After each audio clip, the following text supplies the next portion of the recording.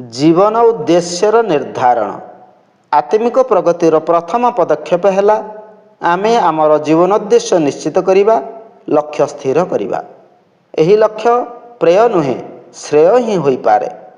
प्रेय पथरे तीव्र अश्ववेगर दौड़ुवा जीवनर गतिविधि को मोड़ी श्रेय पथरे चलवाक हेले ताकू मोड़वा समय किछि अधिक सावधानता अवलंबनर आवश्यकता रही।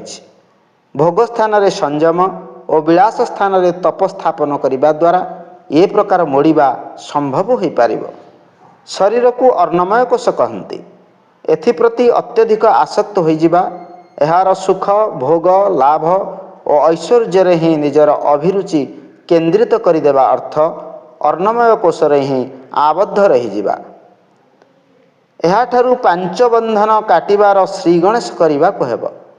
सर्वप्रथमे प्रयत्न स्वरूप आत्मार सुख को लाभ को निजर वास्तविक लाभ मानि ताकू ही प्राथमिकता देवा आवश्यक।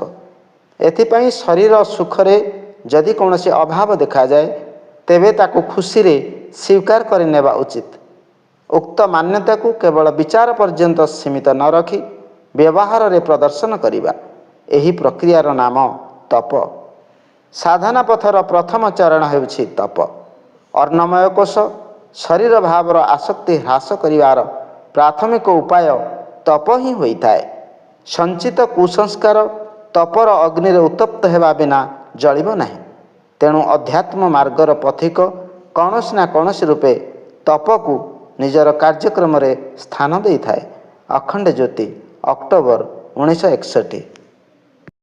विचारक्रांति दूत यूट्यूब ओडिया चैनल को सब्सक्राइब करिया सह परवर्ती वीडियो प्राप्त करिया पई बेल आइकन दबांतु एवं विचारक्रांति दूत ओडिया फेसबुक और इंस्टाग्राम सह जोड़ी हुंतु।